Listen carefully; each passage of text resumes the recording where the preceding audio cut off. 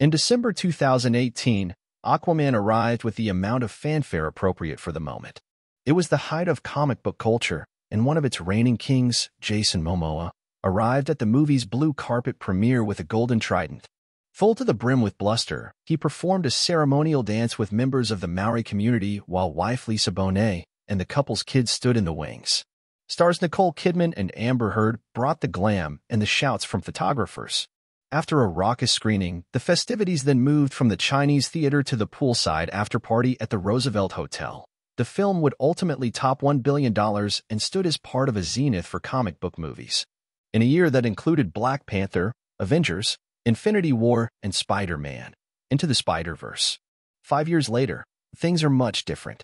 The sequel, Aquaman and the Lost Kingdom, washed in like a low and calm tide this week, with a pre-screening reception for influencers at high-end shopping mall The Grove.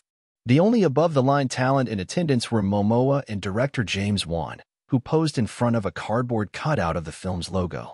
There was no after-party, and the studio technically called it a fan screening, not a premiere. And that, in one way, encapsulates the melancholic arc to Warner Brothers. DC Extended Universe, the series films that spanned a decade, launched multiple actors to the A-list, and inspired, for good and ill, a fandom so passionate it was unlike any other. It was an era ushered in by a visionary filmmaker whose time at the studio was cut short by movies that weren't supposed to be big, such as Aquaman, which went on to gross over $1.1 billion worldwide, and movies that should have been big, but weren't, such as Justice League. It was an era where many DCU movies and projects were swept around the fast-changing, deep-sea currents of corporate media and even corporate scandal. The tide did indeed turn, many times, and not in the ways anyone expected. Filmmaker Zack Snyder gets both praise and hate for the dark, saturated tones that permeated the DCU. But it's important to remember that at the atomic level, the universe's roots can be traced back to Christopher Nolan and then Warner's chief Jeff Robinov. It was Robinov who, amid Nolan's Dark Knight trilogy, made grand plans for Nolan to produce multiple DC movies, and perhaps even oversee the whole line, starting with a Superman movie. Nolan, in turn, hired Snyder to direct Man of Steel, which the Dark Knight filmmaker produced. The question of why Nolan didn't continue and oversee more projects has never been fully answered. Perhaps his singular focus was on directing his own movies. Perhaps Snyder's ultimate vision wasn't for him.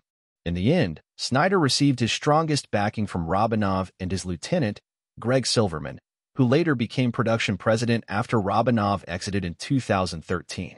In 2014, Robinov's successor Kevin Sugihara unveiled a now infamous 10-picture plan, one with the promise of a sunrise glinting off the towering orb of the Daily Planet building. Wonder Woman, Flash, Aquaman, Cyborg, Green Lantern, Suicide Squad, Shazam, and 2 Justice League movies were all announced and put on the calendar.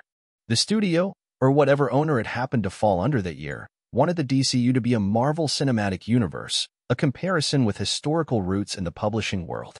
It was a comparison that plagued the DCU unfairly, and something Snyder had no interest in entertaining.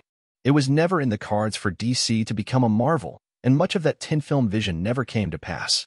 Yes, Wonder Woman became a genuine global phenomenon, and Aquaman remains the 3rd highest-grossing Warner's movie of all time. But Wonder Woman also birthed a maligned sequel that was released amid the pandemic. A 3rd installment was announced then publicly swept under the rug. The Flash finally came out this year, but got its shoelaces tied up by critics and audiences. In between all of this, there were spin-offs and sideshows. There were Suicide Squad and Birds of Prey. And Warner's used its power ring to snag James Gunn for the Suicide Squad after Disney temporarily fired him as director of Guardians of the Galaxy Volume 3. Some of the bigger DC movies during this time weren't part of the DCU at all.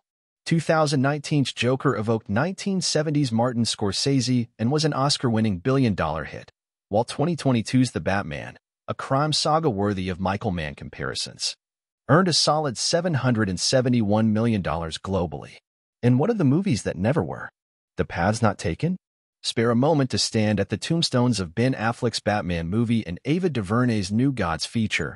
There is some debate of whether or not she even submitted a full script to the studio.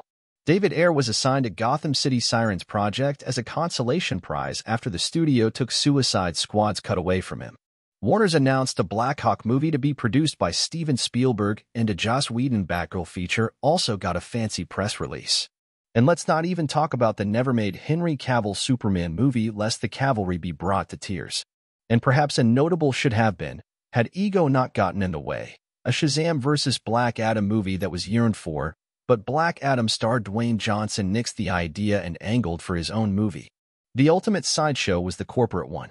Sugihara was ousted in a sex scandal in March 2019.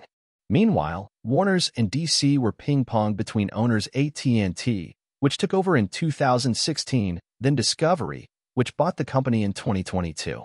Amid all that, a completed Batgirl movie was put into the Batcave to be never seen again, sending shivers through the creative community. Marvel boss Kevin Feige has said Disney's acquisition of Marvel was the greatest thing that ever happened to us. It gave the company more resources and, just as importantly, stability. Can you imagine what a Marvel slate would look like if it changed owners or studio heads as many times as Warner's? And there's the dilemma. Everybody wanted DC, but few knew what to do with it. And along the way, critics and the media were quick to pounce on any perceived failures. The making of the DC movies was a true reflection of their times. Snyder became the unfurled flag for cult of personality at a time when half of America, even the world, elevated polarizing figures onto pedestals they promised to die defending. The movies seemed to be bigger on Twitter than in the real world, something that hit its apex as an internet army, real or imagined, helped the creation of the Snyder Cut, an event that is not likely to ever be repeated. Most of the movies themselves had no stickiness. It's not like Aquaman, despite being a $1 billion hit, is some sort of cultural touchstone. Give it time, maybe.